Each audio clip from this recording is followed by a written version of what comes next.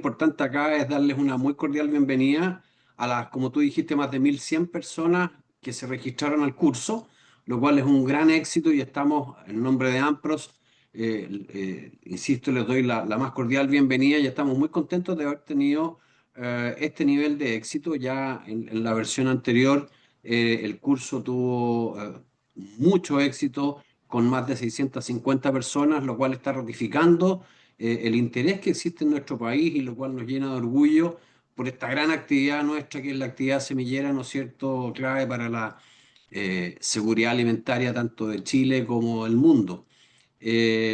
Una vez más, un poco repetir lo que tú ya dijiste, a esta hora de la tarde yo creo que están todos bastante cansados ya, ¿no es cierto? Agradecemos la paciencia, pero sabemos que detrás de toda esta paciencia tenemos por delante 4 jornadas muy buenas, en las fechas que tú mencionaste, jornadas que van a ser muy enriquecedoras en todo lo que tiene que ver con producción de semillas. Agradecemos también a los auspiciadores que tú mencionaste, ¿no es cierto? Y su participación de manera muy relevante en esta instancia. Y esperamos que estas 4 sesiones que vienen por delante sean extraordinariamente buenas, de lo cual estamos completamente seguros, ya que aprovecho a mandarle un abrazo y un saludo a Samuel, quien por segundo año consecutivo, ¿no es cierto?, nos imparte este curso. Samuel es obviamente garantía de ofrecernos una cantidad de contenido extraordinariamente bueno, extraordinariamente profundo y con un nivel de análisis y conocimiento como solamente él lo sabe. Por lo tanto, estamos en muy buenas manos. Con eso, Lilianet, hasta ahí llego con mis palabras y una vez más vuelvo a saludar a toda la asistencia que tenemos hoy día, deseándoles que tengan no solamente hoy día, sino que en las 4 jornadas que vienen hubo unas jornadas de trabajo y de aprendizaje muy enriquecedoras. Muchas gracias, Liliana. No, gracias a ti, Mario, por tus palabras.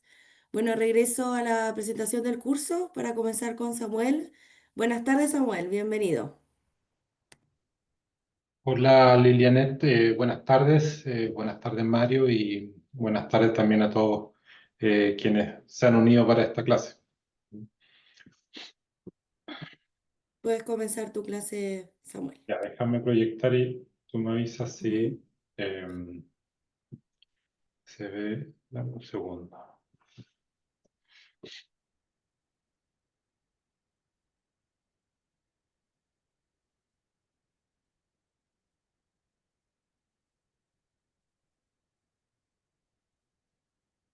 ¿Se ve Sí, ahí bien en modo presentación? sí, se ve perfecto. Ya, perfecto. Bueno, como les decía antes, muchas gracias primero la invitación, muchas gracias a Mundo Aro y también a Ampro, ¿cierto?, por pensar en mí para estas clases y también un agradecimiento especial a las empresas que están auspiciando, Taquí, Sakata, Bayer, Piga, gracias por la confianza y también muchas gracias a todos los asistentes a la clase por el interés, ¿cierto?, en la temática que vamos a estar revisando. Para mí es un privilegio hablar de estos temas. Llevo mucho tiempo trabajando en el área de semillas, de la mano con las muchas miembros de AMPRO, ¿cierto?, quienes pertenecen y quienes también forman la industria.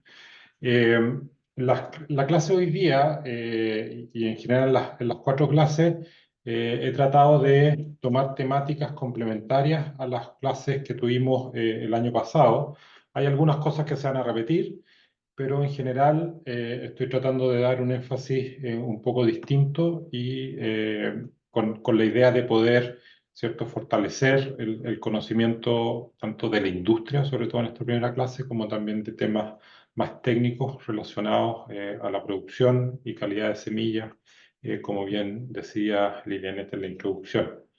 En esta clase de mejoramiento genético de cultivo y su impacto en la industria de semillas, quiero hacer una revisión tanto de lo que ha sido el mejoramiento, la importancia tanto para nosotros como personas, como también la influencia que ha tenido en el desarrollo de la industria global de semillas como la conocemos hoy en día y cómo muchos de nosotros, ¿cierto?, forma parte de ella.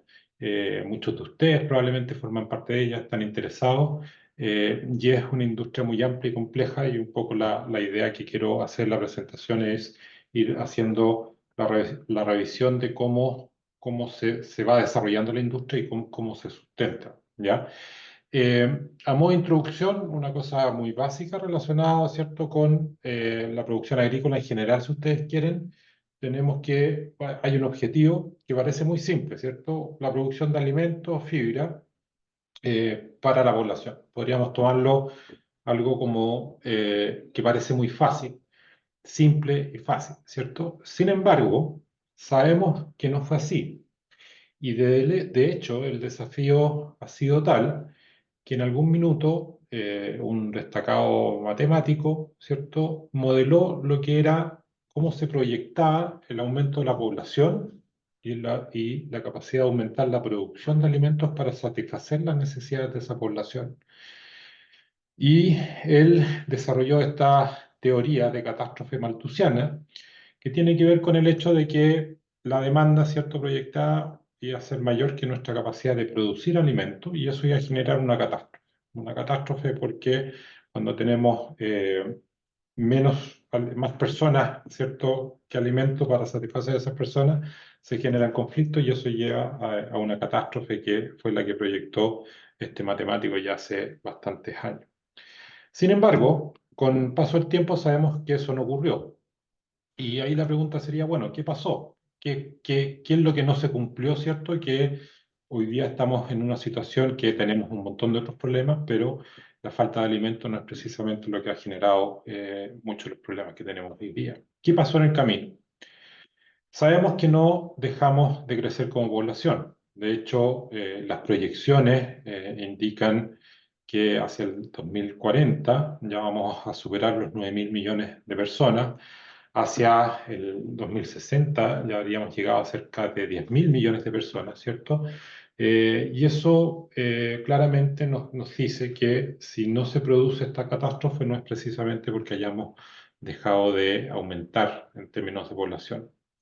Por lo tanto, la única posibilidad es que lo que aumentó fue la producción de alimentos o nuestra capacidad para producir esos alimentos. Ahora, ¿cómo se logró ese aumento de producción? Y ahí tenemos dos alternativas, ¿cierto? Una es aumentar la superficie cultivada y la otra alternativa es aumentar los rendimientos, es decir, cuánto somos capaces de producir por cada unidad de superficie cultivada. Sabemos que lejos de tener mayor cantidad de suelo cultivable, con el tiempo, con el aumento de la población, con el aumento del crecimiento de las ciudades, la superficie cultivada de hecho se ha ido disminuyendo. Y por lo tanto, lo que hemos sido capaces de lograr en el tiempo es básicamente el aumento de nuestros rendimientos, es decir, nuestra capacidad de producir más por cada unidad de suelo cultivado, ¿ya? En eso ha sido fundamental las distintas disciplinas que están relacionadas con la agronomía. Ya la agronomía como disciplina, a diferencia de la agricultura, ¿cierto? La agronomía involucra distintas ciencias básicas, ¿cierto? Química, física, la fisiología, en pos de lograr manejos que permitan este aumento de rendimiento, ¿ya?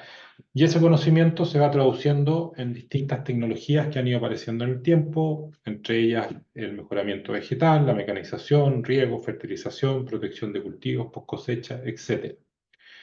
Ahora, cuando se ha tratado de determinar, o cuando se ha hecho la pregunta, ¿cierto?, ¿cuál de todas estas tecnologías ha sido de mayor relevancia en el aumento de los rendimientos?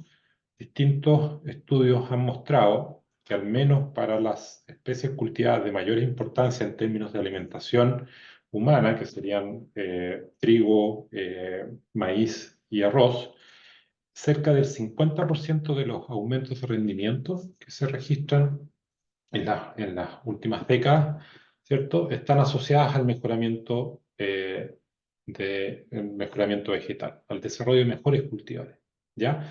Y es justamente en eso en que me quiero enfocar, ¿cierto?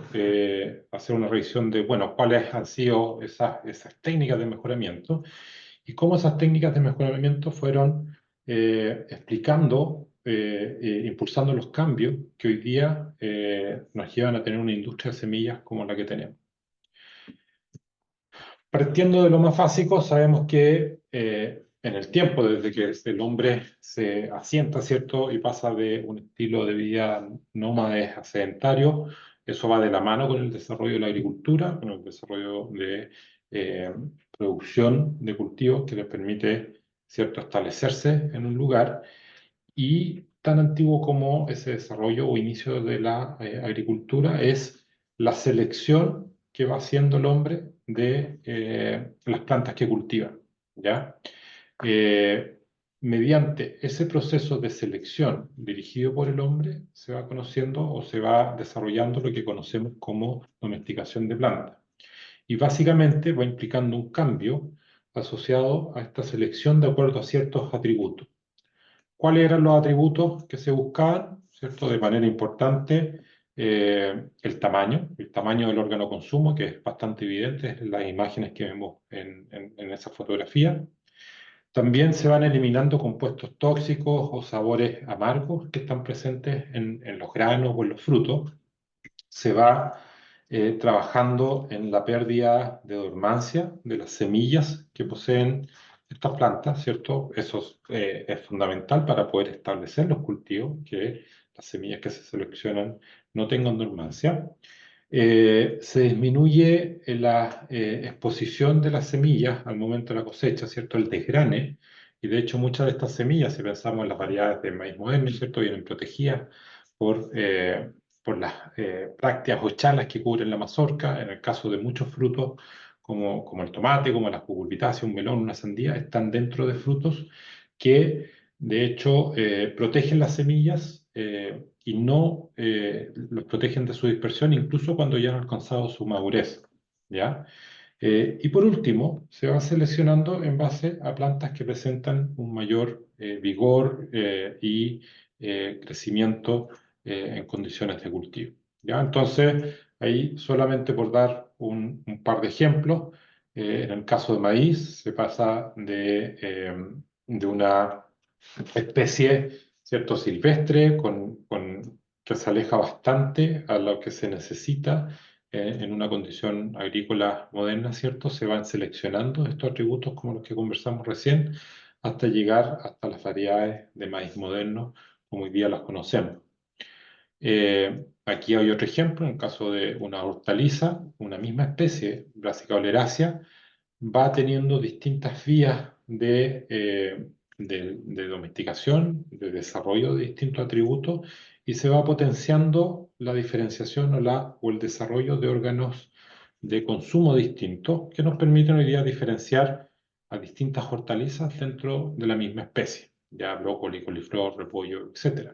¿Ya? Entonces, todo ese es un proceso que ha permitido al hombre en un periodo muy largo, ¿cierto? Estamos hablando de miles de años, llegar a tener variedades parecidas a las que hoy día consumimos. Ahora, en el último tiempo, esa domesticación cambia, ¿cierto? De la mano de la agronomía, se transforma en una disciplina que implica ciencia, que implica estadística, que implica conocimiento de genética, para desarrollar lo que es el mejoramiento genético de plantas. Esta definición la tomé de un libro, una definición bastante general, que define el mejoramiento genético como el arte y la ciencia de alterar o modificar la herencia de las plantas para obtener cultivares mejorados genéticamente, adaptados a condiciones ambientales específicas, que estarían dadas por el manejo, ¿cierto?, de mayor rendimiento económico y de mejor calidad que las variedades nativas o criollas. Estas son variedades cuyas características estén de acuerdo con las condiciones, las necesidades y los recursos de los productores rurales, la industria y los consumidores. A modo de simplificación, y ahí pegué una definición más resumida, ¿cierto? Estaríamos hablando de una disciplina que mediante distintas técnicas, distintas herramientas, ¿cierto?, conocimiento científico, permite desarrollar variedades vegetales con características deseables, ¿ya? Esas características deseables vamos a ver que han ido cambiando en el tiempo. Siempre, ¿cierto?, había un énfasis en rendimiento, pero la resistencia a enfermedades, la mejor calidad nutricional, resistencia a insectos, a cultivo en condiciones de estrés, también ha ido cobrando importancia. ¿Ya? Entonces tenemos una actividad, una disciplina que permite ir desarrollando características en las variedades que cultivamos, ¿cierto? Acorde a los desafíos que vamos enfrentando en el tiempo. Ahora, algo que aparece acá es el concepto de cultivar o variedades cultivadas, ¿ya? Y eso es algo que me gustaría también definir, ¿cierto? Para poder entender y diferenciar de lo que serían las especies. En el caso del cultivar, que viene del inglés, cuando se junta cultivated variety o variedades cultivadas, ¿ya? Vamos a entender que son un conjunto de plantas cultivadas que se distinguen de otros grupos de plantas, ¿cierto? Por determinadas características. Y nuevamente aparece esto de las características, en este caso características que las distinguen de otro grupo, y que pueden ser características morfológicas, fisiológicas, químicas, agronómicas. Y esas características se conservan luego de su reproducción, y ahí hay un aspecto importante. Hoy día, una variedad, para ser reconocida como una nueva variedad, debe cumplir con tres características. Debe ser distinta, debe mostrar que es distinta a cualquier otra variedad que existente y que se esté cultivando. Debe mostrar que es estable. Esto quiere decir que podemos mantener las características distintivas de la variedad, por ejemplo, el rendimiento, precocidad, concentración de azúcar, concentración de proteína en un grano. Podemos mantener esas características distintivas generación tras generación.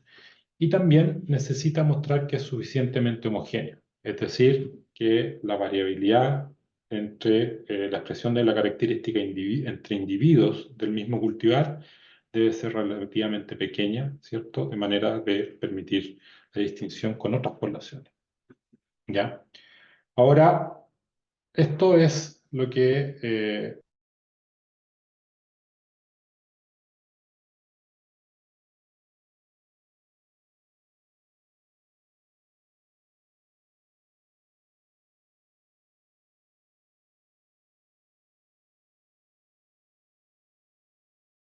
yo me voy a referir acá a las más comunes.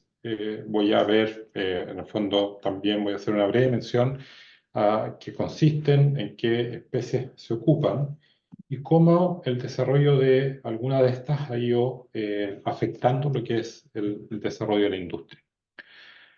Por un lado tenemos en especies homocigotas, ya me voy a referir a eso, la existencia de líneas puras. ¿Ya?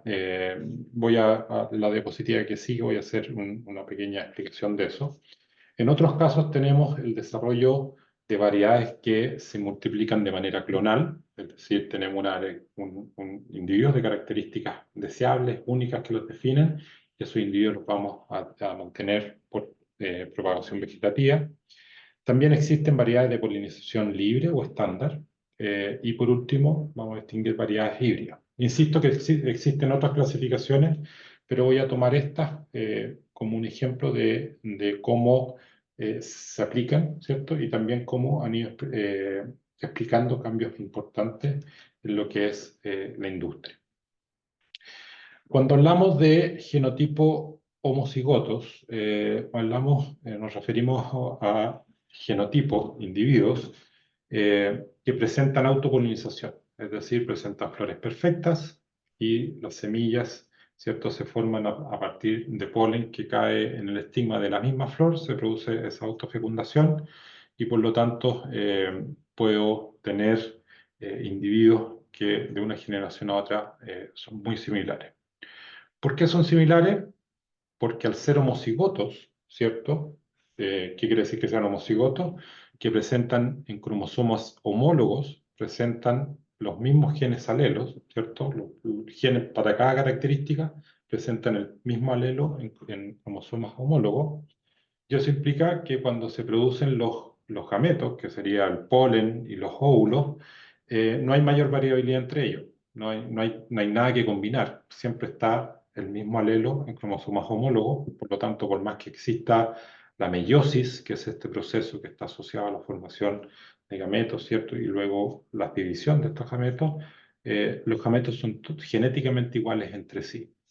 Por lo tanto, si es que junto gametos que son iguales, termino teniendo individuos que son iguales al que originó ese gameto, ¿ya? Y en estos casos, para estos ejemplos, ¿cierto?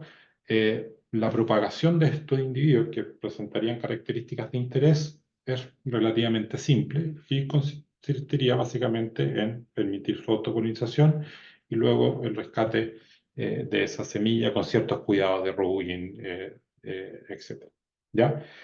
Especies en que tenemos estas condiciones de las más importantes. Tenemos trigo, tenemos arroz, muchos cereales, de hecho, el maíz no está incluido en ese grupo, pero otros cereales importantes sí. Y también tenemos muchas leguminosas, como poroto, arveja, etc. ¿Ya? Individuos en que el mejorador va a generar variabilidad, luego autopolinizaciones sucesivas les permiten definir un cultivar y ese cultivar se puede mantener relativamente fácil por autopolinización. Si todas las especies fuesen así, probablemente no estaríamos teniendo un curso en semilla. Yo siempre le digo a los estudiantes en el curso, si el grueso de la industria descansara en variedades que son homocigotas, la producción de semillas sería básicamente lo mismo que la producción de grano, ¿ya? Muy sencilla y probablemente no se justificaría un curso completo para la producción de semillas. Así que, afortunadamente para un profesor de semillas, ¿cierto? Ese no es el grueso de los casos y muchas de las especies cultivadas son heterocigotas, ¿ya? La mayoría de las hortalizas, el maíz, ¿cierto? Y varias otras son especies heterocigotas, que quiere decir que presentan en sus cromosomas homólogos, presentan alelos que son distintos para una misma característica. Al ser distintos, eso implica que cuando se forman los gametos, se producen combinaciones distintas. Y esas combinaciones son únicas y yo no las controlo. Ya se pueden combinar de una manera aleatoria, ¿cierto? Por lo tanto, cada polen y cada óvulo tiene un genotipo, tiene una combinación de genes que es única, y eso hace que si se autopolinizan, ¿cierto? Van a también producir individuos que tienen una combinación de genes que son únicas y distinta al material que lo originó, ¿ya?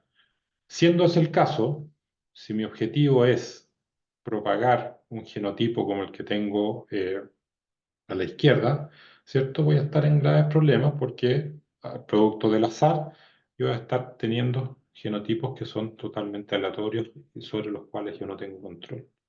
Entonces, ahí viene la pregunta, bueno, ¿qué hacemos en estos casos? ¿Qué hacemos para lograr mejoramiento, para lograr estabilidad, para lograr ciertas características únicas y una uniformidad entre los individuos de las características que yo defino como importantes? Una de las alternativas más básicas, ¿cierto? Que probablemente todos o muchos de nosotros hemos practicado, es la clonación, ¿ya? Algo que en las plantas es relativamente sencillo, ¿cierto? De hecho, existen estructuras que permiten la propagación vegetativa o por la multiplicación clonal, y en esos casos va a bastar que incluso en estos genotipos heterocigotos, yo identifique un genotipo de interés que tenga características únicas, distintas a cualquier otro individuo existente, y vía propagación asexual, perdón, yo voy a poder tener una progenie o individuos que son exactamente igual al que yo definí como el individuo de interés, ¿ya? Esta es la alternativa que se ocupa en muchas especies hortícolas, como ahí en esa imagen está el ajo, el camote, pepino dulce, la papa, alcachofa, y también en muchos frutales y especies ornamentales, ¿ya? De hecho, ahí hay algunos ejemplos de programas de mejoramiento de la universidad en que el trabajo de los investigadores ha estado asociado a generar una variabilidad, permitir que esa variabilidad se exprese en distintos individuos y ser capaces de identificar aquellos individuos con características de interés para la industria. Por ejemplo, frambuesas de mayor tamaño, mayor dulzor, en plantas de alto rendimiento. En este caso, mandarinas sin semillas, con un buen nivel productivo. o flores que presenten características de tamaño, de número de flores, de cosecha, duración, etcétera, único. Una vez que el mejorador logra dar con esas características, lo que hace para mantenerla en el tiempo, para poder comercializarla, es básicamente una propagación vegetativa, que para cada una de esas especies está definida. ¿Ya? Ahora, y de nuevo, afortunadamente para un profesor de semillas, ¿cierto? La propagación de vegetativa presenta varias desventajas asociadas a las tasas de incremento, al costo asociado o al costo que tendría para el establecimiento de especies anuales, ¿cierto? Que también desventajas logísticas desde el punto de vista volumen de las estructuras propagativas, alto contenido de humedad, dificultades en almacenamiento, altas tasas de propagación de enfermedades, que hacen que en el grueso de las especies de cultivo de importancia agrícola, la propagación por semillas siga siendo la preferida, ¿ya? Entonces, se hace necesario buscar alternativas, ¿ya? Una segunda alternativa es, ok, yo tengo una población muy heterocigota, en que los individuos tienen características muy distintas, pero vía mejoramiento genético, y aquí pasa a tener importancia la disciplina, ¿cierto? Yo voy seleccionando y voy multiplicando estos individuos que voy seleccionando bajo una estrategia de mejoramiento. Y eso me permite, después de varias generaciones, ¿cierto? Típicamente cerca de 10 generaciones distintas, es decir, un número importante de años, llegar a tener un número de individuos que ya tienen una mayor restricción en los genes que comparten, ¿ya? Y eso hace que esos individuos puedan compartir entre sí ciertas características que si lo hacen únicos y diferentes a otros individuos, yo voy a poder definir cómo cultivar. Y voy a poder registrar ese cultivar y voy a establecer un método para mantener ese cultivar en el tiempo. ¿Y cómo voy a hacer eso? ¿Cierto? Vía producción de semillas. Voy a tener prácticas como el aislamiento, ¿cierto? Evitar que lleguen genes distintos a los que yo definí, ¿cierto? Para las características de mi cultivar. Eso típicamente lo hago por distancia, o usando jaulas, o usando, ¿cierto? Alguna otra estrategia. Además está la práctica de depuración o rugging, en que yo voy eliminando aquellas plantas fuera de tipo para que, para que esas características indeseables, ¿cierto? No aparezcan en mi descendencia. Y luego de estas prácticas, que son propias de la producción de semillas, yo voy a tener entonces una población de individuos que es la progenie del cultivar de interés, ¿ya? Y eso sería lo que es una variedad estándar, como tenemos en muchas hortalizas, que cumple el objetivo, ¿cierto? Pero tiene algunos problemas, ¿ya?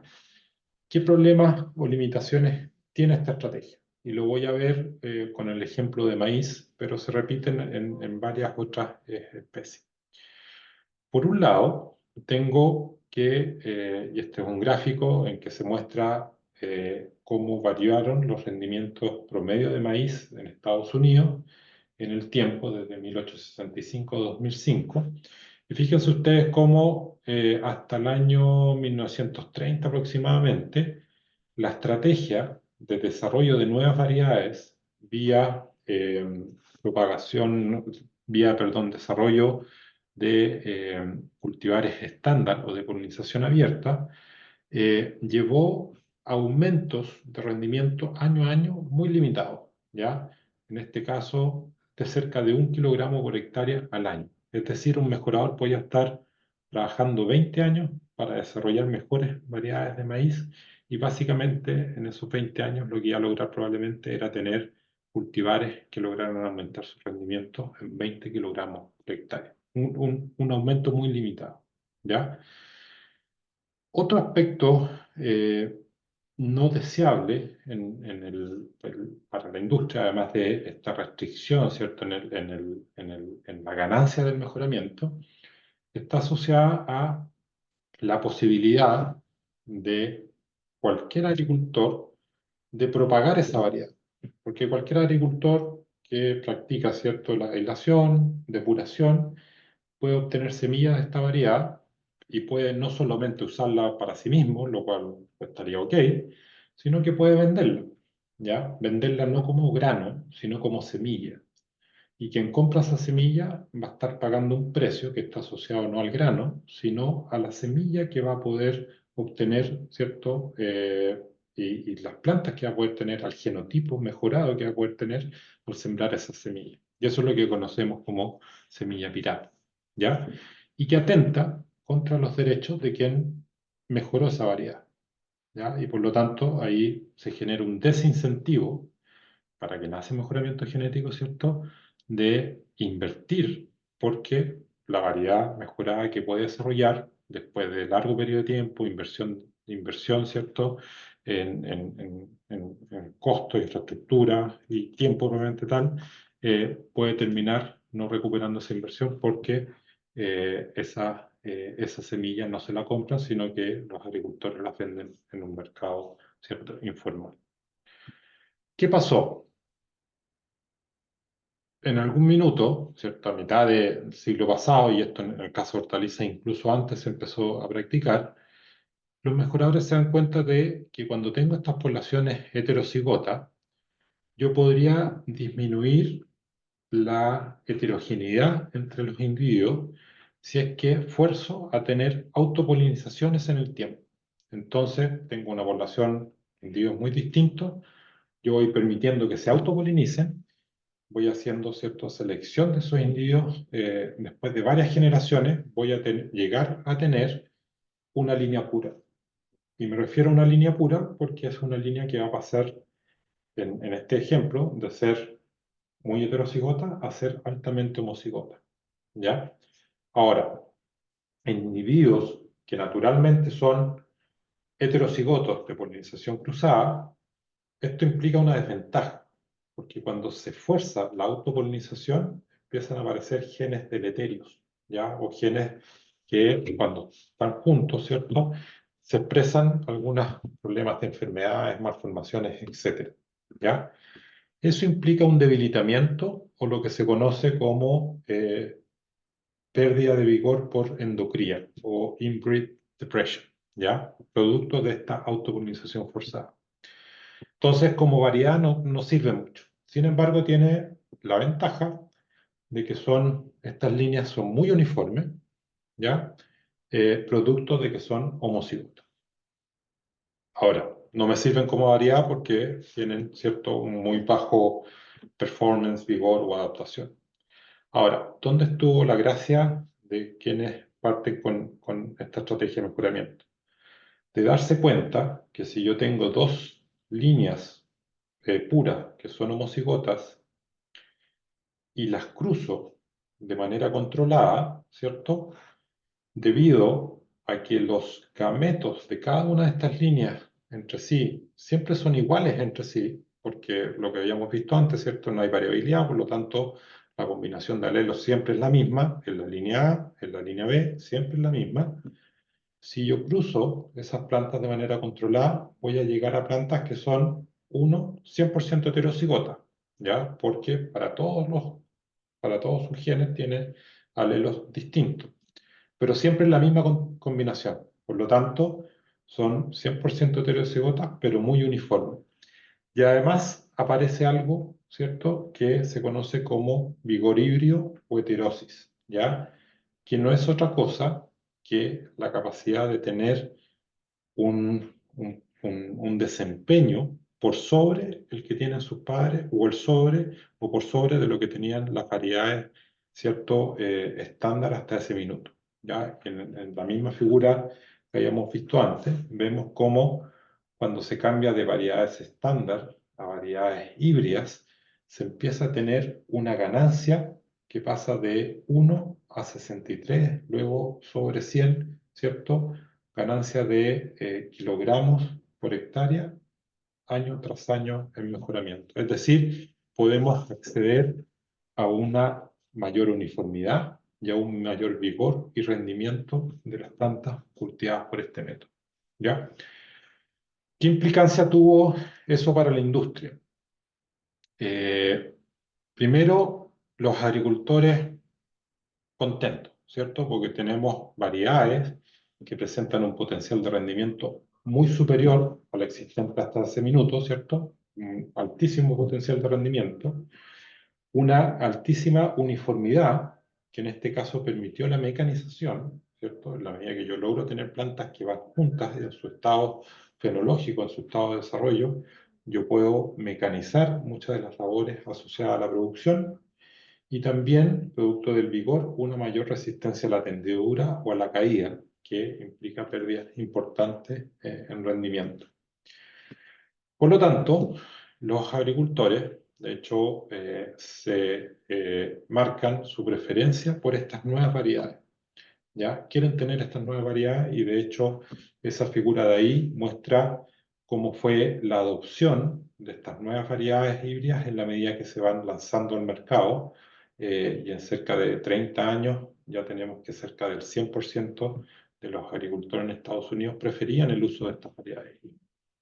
Ahora, esas variedades tienen una ventaja importante también para la industria. ¿Qué es lo que ocurre? La compañía que produce la semilla la produce haciendo un cruce controlado, ¿cierto? Eso es lo que define un cultivar híbrido, un cultivar que es producto de un cruce controlado entre genotipos distintos. En este ejemplo que aparece ahí en la pantalla hay un parental A, un parental B. Ellos son muy uniformes, pero tienen esta depresión que hace que sean muy malos en términos de vigor, de rendimiento. Pero si los cruzo, puedo tener esta progenie 100% heterocigota, altamente uniforme, con un alto potencial de rendimiento, y esa es la semilla que se le vende al agricultor, y ese es el cultivar que el agricultor quiere tener, porque le produce un muy alto rendimiento. Ahora, ¿cuál es la gracia? El agricultor, cuando tiene su cultivar híbrido y guarda semilla para volver a sembrar, ¿cierto? Y la siembra, obtiene algo distinto a lo que pensaba. Ya no obtiene, a diferencia de los cultivares estándar o de las líneas puras, ya no tiene las mismas características de la variedad que compró, de la variedad que quiere cultivar, sino que tiene una desuniformidad, un desempeño que es regular, malo, ¿cierto? Y un potencial de rendimiento que no es el mismo, ¿ya? ¿Por qué se produce esto? Porque hay una segregación, hay una recombinación, ¿cierto? Hay una pérdida de esta combinación única de genes, se van segregando las características, ¿cierto? Y se pierden aquellas características que distinguían a ese cultivar, ¿ya? ¿Qué implica eso? Y aquí es donde empieza a haber un cambio importante en la industria, es que para poder usar estas nuevas variedades, el agricultor necesita comprar semillas. Ya no le sirve guardar semillas de una temporada a otra. Y eso evita también que para acceder a una variedad uno pueda comprar semillas a otros agricultores. Para poder tener una variedad, el agricultor va a tener que comprarla a quien creó la variedad. Porque quien la creó es el único que tiene los parentales y por lo tanto la combinación de genotipos para poder obtener esa semilla. ¿Ya? Eso marcó un cambio muy importante en la industria, porque de alguna forma empieza a proteger la propiedad intelectual. ¿Ya? El trabajo asociado al mejoramiento genético empieza a tener una recompensa, porque quien quiere la variedad que yo desarrollé va a tener que venir a mí y comprarme. ¿Ya? Otro efecto importante fue el desarrollo de productores especializados en producción de semillas. ¿Ya? Y estos productores ya no se localizan solamente en un lugar, que es donde se produce la semilla, el grano comercial, sino que se pueden localizar en distintas partes del mundo, buscando, ¿cierto?, las mejores condiciones agroecológicas para producir esas variedades. ¿Ya? Yo les decía antes, en una especie homocigota como trigo, producir semilla es básicamente lo mismo que producir grano. Ya lo mismo pasa en muchas leguminosas. Y eso hace que no haya una real necesidad de especialización o diferencia entre el productor de grano y el productor de semilla. Pero cuando tenemos la necesidad de producir dos líneas, que además son homocigotas, son difíciles, son más débiles, ¿cierto? Presentan una pérdida de vigor.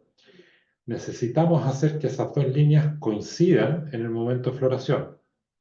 Una puede ser más precoz, la otra más tardía, y ese generaría un problema de nicking que afecta el rendimiento, por lo tanto, necesito conocerlas, necesito hacer un manejo que me asegure esta coincidencia de floración. Luego necesito controlar que la semilla sea solamente el producto del cruce de una que da polen y otra que recibe ese polen.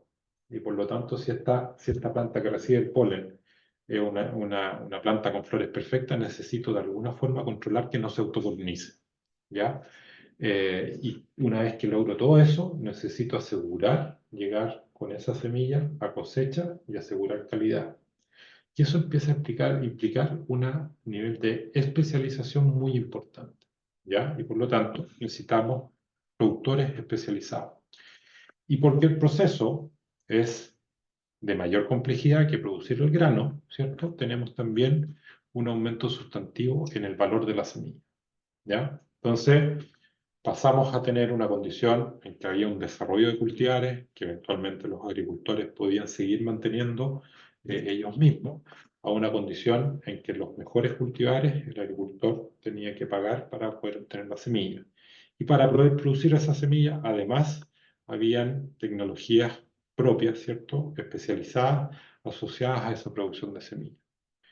Eso implica que el valor de la semilla entonces empieza a aumentar y en la medida que la popularidad, ¿cierto?, de las variedades estándar empieza a aprovecharse en distintas especies, empieza a observarse entonces este aumento del valor de la semilla en distintas especies. Ahí aparece el ejemplo de maíz, ¿cierto?, el ejemplo de otros cultivos, pero esto también se da de una manera muy marcada en lo que son las hortalizas, ¿ya?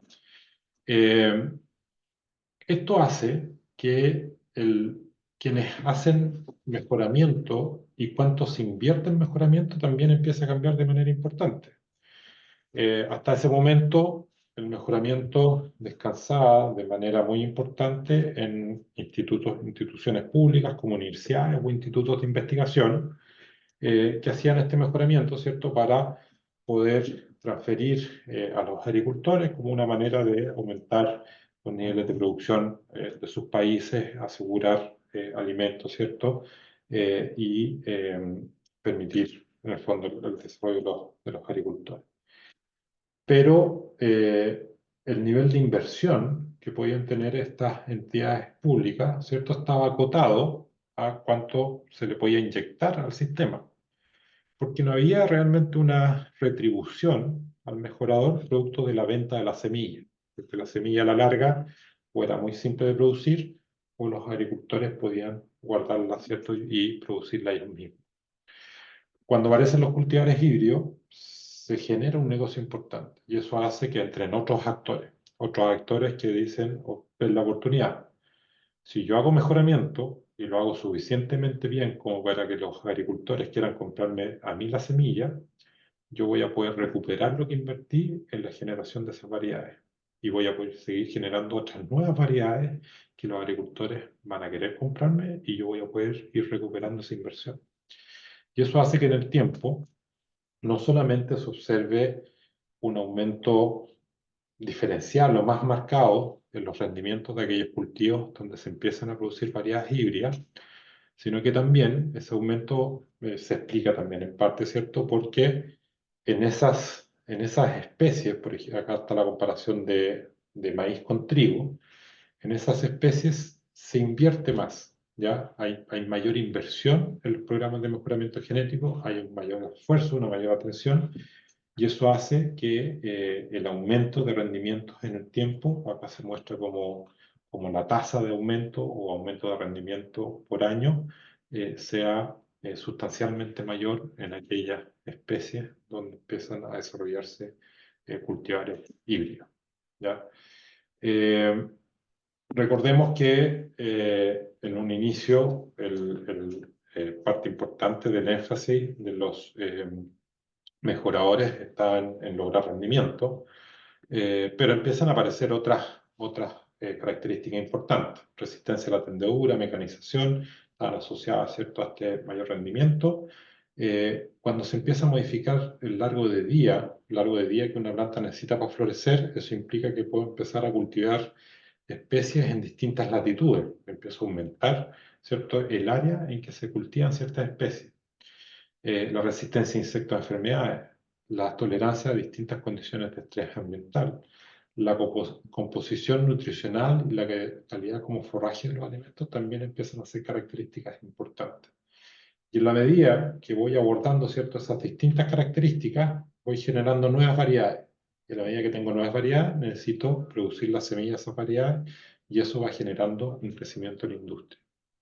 Se suma a eso, ¿cierto?, que con el crecimiento económico de la sociedad se van originando nuevas necesidades. Ya no empezamos, ¿cierto?, hacia fines del siglo pasado a tener una condición de bienestar y de crecimiento económico en las sociedades. Las sociedades, ¿cierto?, se van transformando en más urbanas, en menor porcentaje de la población viviendo en zonas rurales y empiezan a tener otras necesidades, más allá de una necesidad de satisfacer calorías, ¿cierto? Empezamos a poner atención en la calidad nutracéutica de los alimentos que consumimos, empezamos a poner atención en el mejoramiento de especies vegetales, no solamente con un fin de alimento, sino que con un fin ornamental o recreativo, en el caso de las especies de flores o especies de gramíneas, en el caso de los céspedes. Y también empieza el desarrollo de mejoramiento asociado a una producción vegetal con fines distintos, como por ejemplo biocombustible, ¿ya? Entonces empezamos a tener que el mejoramiento ya empieza a obedecer no solamente a aportar estas variedades con mayor rendimiento, sino que empezamos a tener una mayor diversidad de necesidades en las que el mejoramiento puede aportar. Que hacia fines del siglo pasado se suma una nueva tecnología, la transgenia, y empezamos a tener la posibilidad de tener un salto o una diferenciación importante y un progreso importante en la generación de nuevas variedades que van teniendo una rápida adopción por parte de los agricultores. Lo que se ve ahí en el gráfico es básicamente la cantidad de hectáreas que desde que aparecen los cultivos transgénicos van aumentando en distintos países del mundo, ¿cierto? Porque los agricultores, cuando van conociendo estos cultivares, quieren usarlos y eso genera, ¿cierto?, que se vayan generando nuevas variedades para atender la demanda de esos agricultores, ¿ya? Eso sigue hasta hoy día, ¿cierto? Y si bien la transgenia probablemente hoy día no es la única estrategia ni tampoco la más frecuente, vamos a ver un rato más cifras de cómo el uso de transgenia se va estancando. Lo que ganamos en conocimiento de biotecnología en esa época nos permite, ¿cierto?, ir generando variedades distintas a lo que habíamos visto hasta el momento, y eso hasta hoy día, ¿cierto?, en el caso de la hortaliza y en el caso de distintos productos, se va traduciendo en nuevas características, nuevos atributos que van apareciendo en el mercado, ¿ya? En el caso de los transgénicos aparece este concepto de acumulación o stacking de rasgos. Se pone un énfasis importante en lo que es la calidad, adaptación, estabilidad a condiciones de estrés hídrico, estrés por temperatura, estrés salino, etc. Aspectos que tienen que ver con sustentabilidad, como por ejemplo producir más con menos, ¿cierto?, con menos insumos. Vamos a ver un ejemplo en la diapositiva que sigue. Y también lo que mencionaba antes, los abusos, ya sea ornamental, recreacional, medicinal o incluso industrial, ocupando las plantas como estos verdaderos molecular farming o como fuentes de producción de ciertas moléculas que luego se pueden aislar, ¿cierto?, y se pueden traducir en una materia prima, en un medicamento, etc. ¿Ya? Todo eso se traduce en una demanda. ¿En una demanda de qué? De incremento de estas nuevas variedades y también de servicios en los procesos de mejoramiento de estas nuevas variedades. ¿Ya? Aquí solamente compartir con ustedes, este estudio es relativamente reciente, salió publicado hace poco, en que se ve cómo el aumento de rendimiento en cultivares de maíz ha seguido, ¿cierto?, produciéndose en el tiempo. Y una cosa interesante es que ahí se compara, la línea verde tiene que ver con maíz que se produce con alta dosis de fertilizante nitrogenado, la que está en gris con una dosis reducida de fertilizante nitrogenado, y lo que se ve en el tiempo es que las variedades modernas son capaces de alcanzar los rendimientos que antes se tenían con mucho input de nitrógeno. Es decir, estamos, ¿cierto?, produciendo variedades que son cada vez más eficientes en el uso de fertilizantes y me permiten alcanzar un mismo rendimiento con menos aporte de un insumo que implica un costo y además implica un nivel de impacto en el medio ambiente, ¿ya? Y ese es el tipo de cosas que hoy día se están alcanzando con las nuevas variedades. Consecuencia de todo esto, dado que el mejoramiento implica un considerable tiempo en el desarrollo de estas nuevas variedades y también los costos tecnológicos, el plazo, ¿cierto?, que está asociado.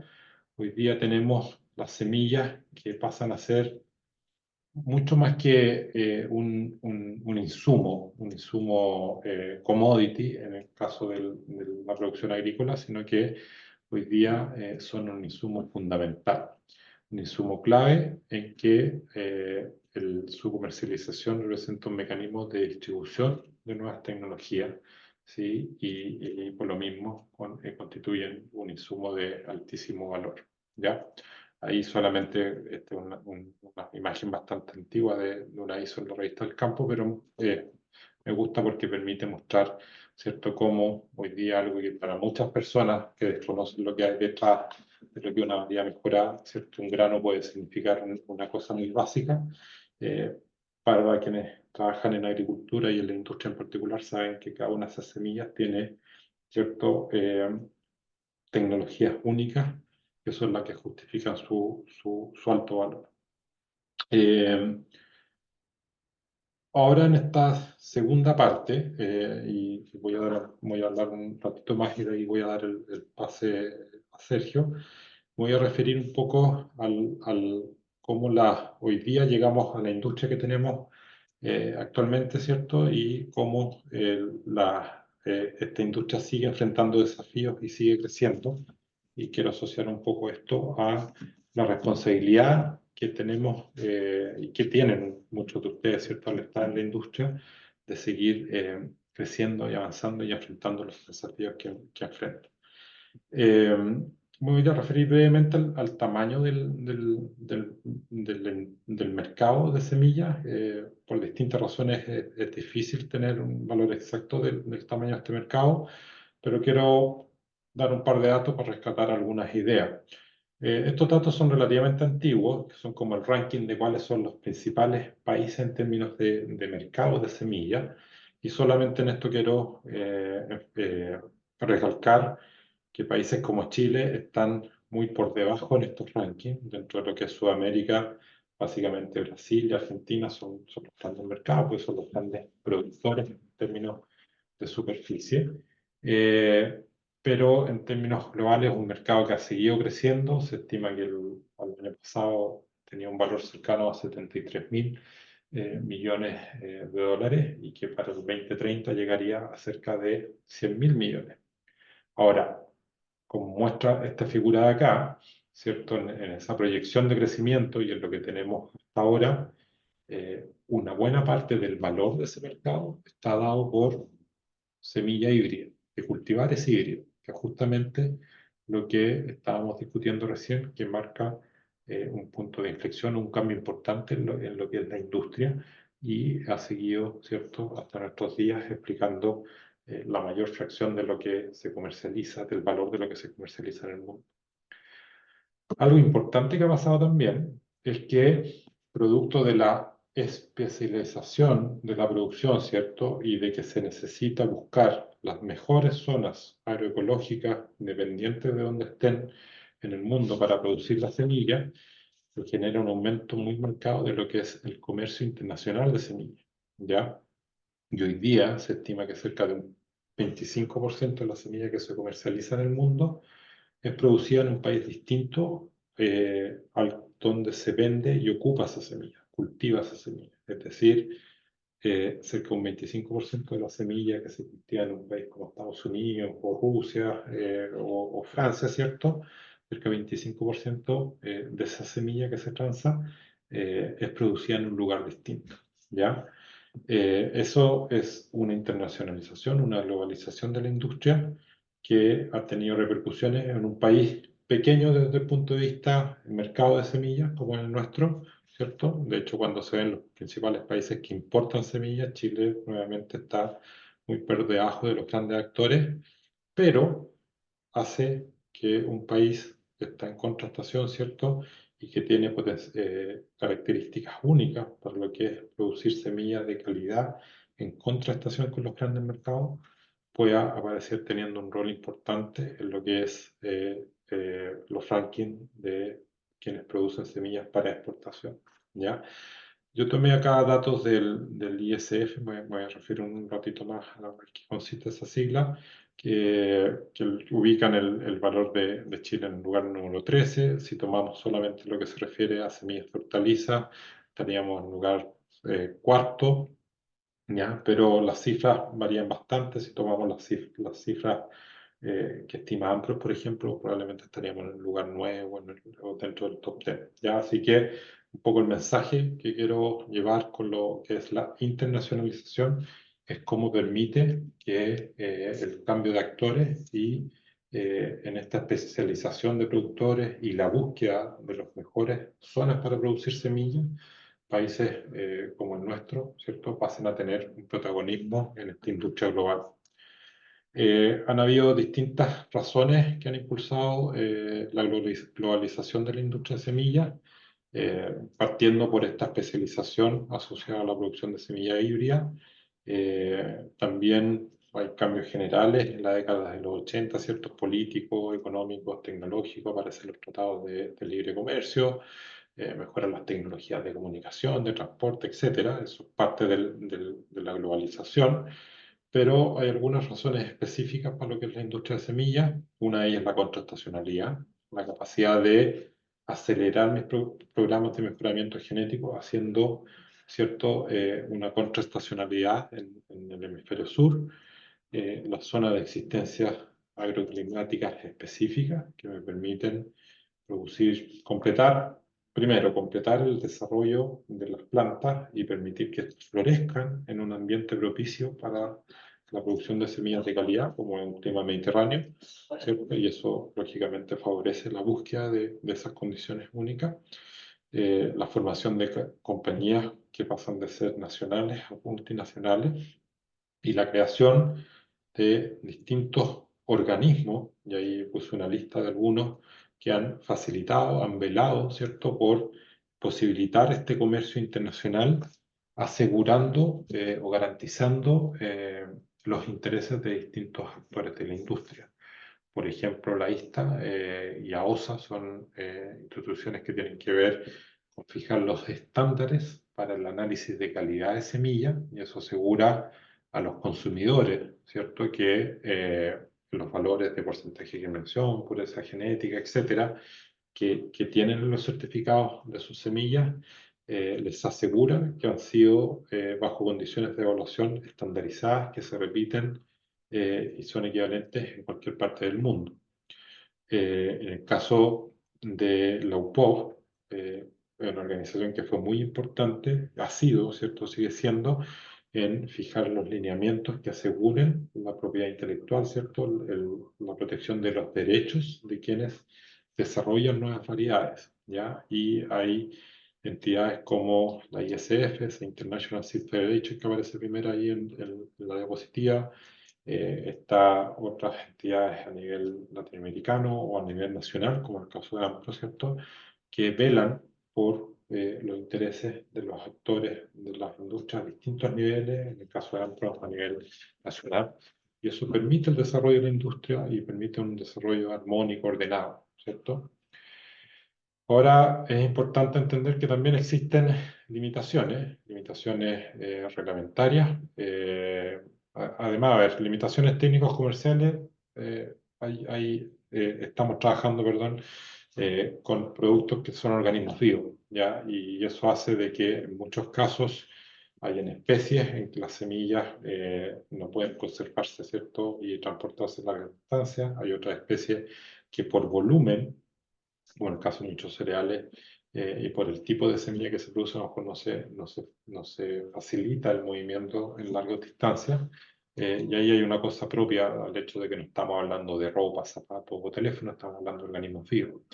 Pero también hay algunas limitaciones reglamentarias, como barreras fitosanitarias, que empiezan a funcionar como barreras pararancelarias, ¿cierto?, que protegen ciertos mercados.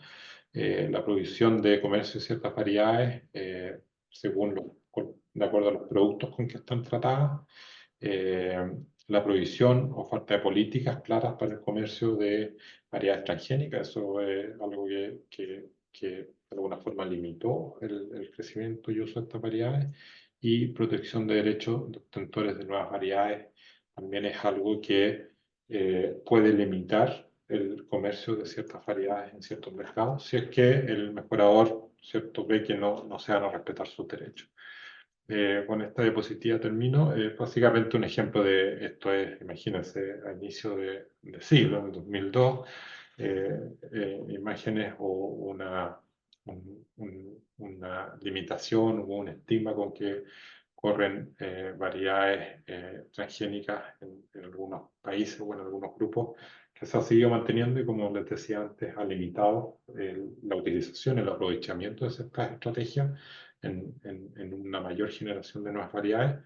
Pero vamos a estar viendo en la segunda parte de la clase de que el conocimiento y mejoramiento genético ha permitido, independiente de esa barrera, seguir siendo exitoso en lo que es generación y comercio de estas variedades. Ya, voy a dejarlo hasta acá para que podamos tener la pausa con uno de los auspiciadores de hoy día, entiendo, ¿cierto?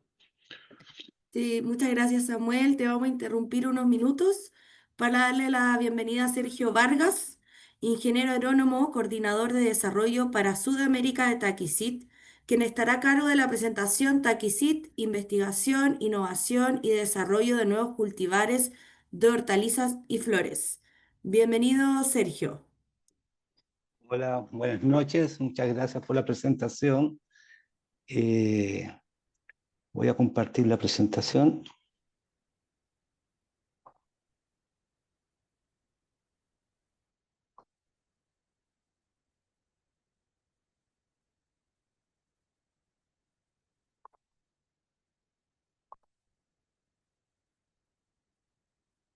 Lilianet, ¿me confirmas que está ok?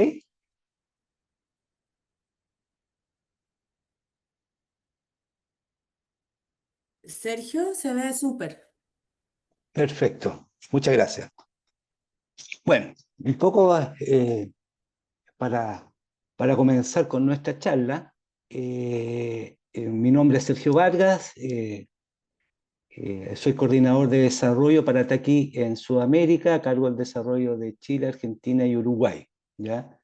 Me solicitaron un poco hacer esta charla para poder mostrarles un poco lo que hablaba el profesor con anterioridad, y con que conozcan una empresa que tiene harta historia en este mundo de las semillas. Voy a hablar un poco de la historia de Taqui. Taqui Seed ya tiene más o menos unos 190 años de historia, y voy a contar un poquito la historia de Taqui en todos estos años.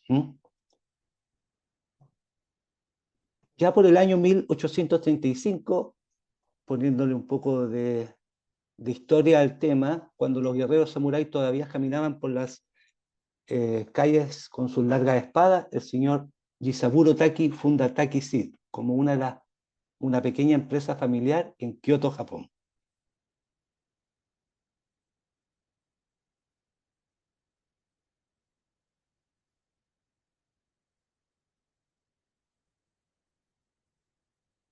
Eh, Estoy viendo aquí parece que Sergio, se ve mal la imagen, ¿eso?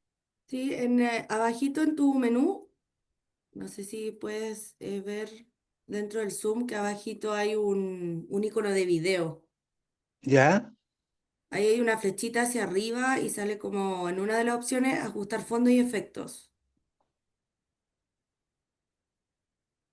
Espérame un segundo que tendría que... Perfecto.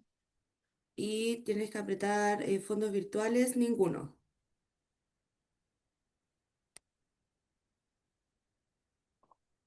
Ahí, Perfecto. Ahí.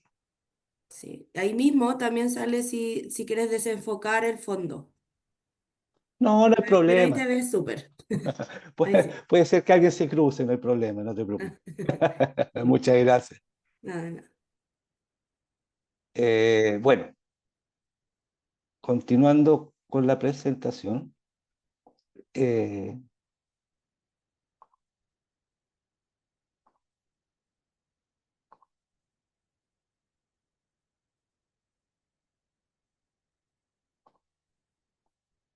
eh, bueno, como estaba conversando con la historia, ahí se inicia todo ahí en Kioto, Japón. Creo que me desenfoqué con la pantalla. Se ve bien, por si acaso. ¿Sí? Lo veo bien, Ya, sí. perfecto. Es que no logra avanzar. Ah. Mm, mm. Si no, hazlo de nuevo nomás. Deja de compartir y comparte nuevamente.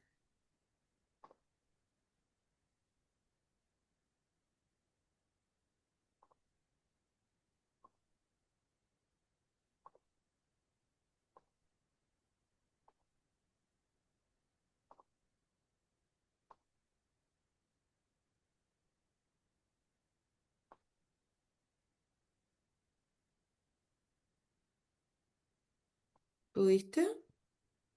Ahora estoy...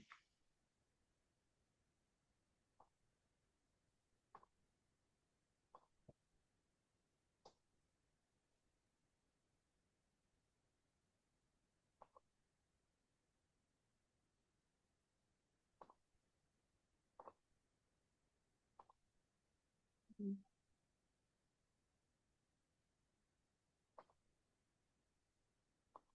Ahora sí, Sí, se ve. Falta. Ahí sí. ya. Súper. Tuve que salir y entrar de nuevo. Continuando un poco con la historia que estaba contando, en Kioto, que fue el centro cultural japonés durante más de 1000 años. ¿Por qué? Porque en definitiva eh, el Palacio Imperial se encontraba acá en Kioto y muchas industrias diferentes en el negocio de la semilla eh, llevaban muchos regalos a los emperadores. Dentro de estos regalos llegaban muchas semillas de todas partes del mundo, ¿ya? Y eh, algunos productores de semillas comenzaron a hacer el mejoramiento de estas semillas y con el tiempo se convirtieron en productores profesionales de semillas. En este caso, el señor Jisaburo Taki fue uno de estos agricultores aventajados que lograron desempeñar un papel importante durante esos años. ¿Mm? Y ahí, como el año 1835, se inicia Taki Seed.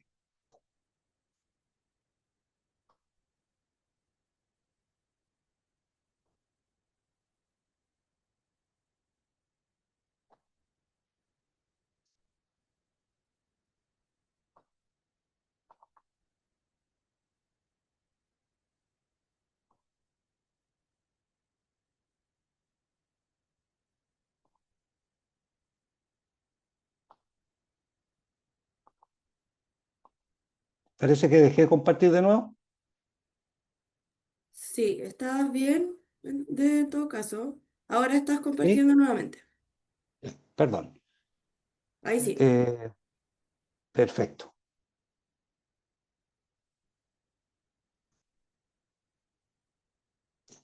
Ahora podemos continuar.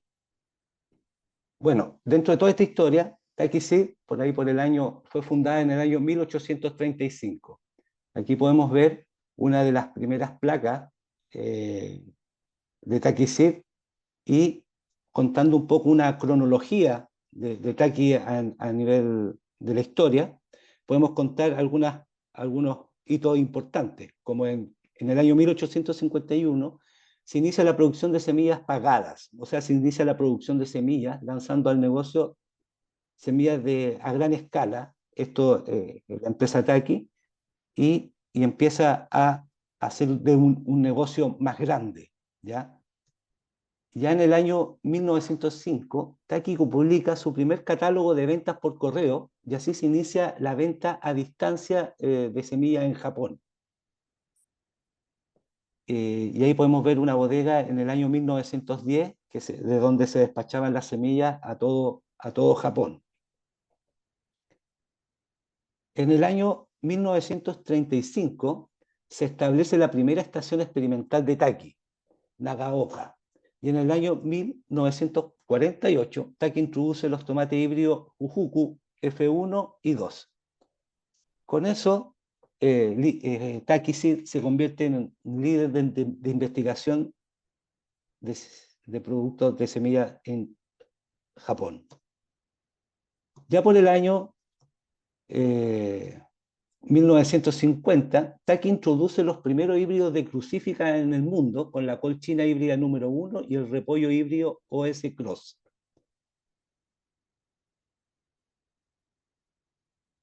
En el año 1962, Taki introduce el primer híbrido de cebolla de Japón, la Onion Yellow. Y ya por el año 1965 se introduce Coral Cross, que fue el primer híbrido de zanahoria en Japón.